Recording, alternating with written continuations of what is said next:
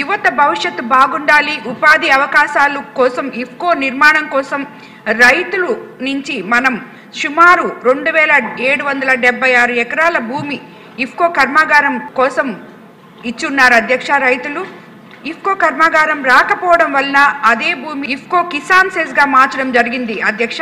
అందులో వ్యవసాయ ఆధారిత కంపెనీల నిర్మాణం కోసం భూములు కేటాయించే అవకాశాలు ఉన్నప్పటికీ ఇప్పటికీ కేవలం గమేషా, కోకోకోలా లాంటి 2 కంపెనీలు మాత్రమే వచ్చున్నాయి అధ్యక్ష.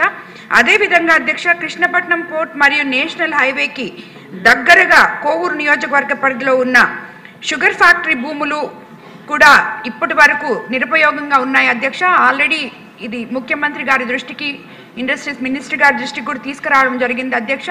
ఆ షుగర్ ఫ్యాక్టరీ ఇప్పటికి 13 సంవత్సరాల నుంచి క్లోజ్ అయిపోయింది అధ్యక్ష.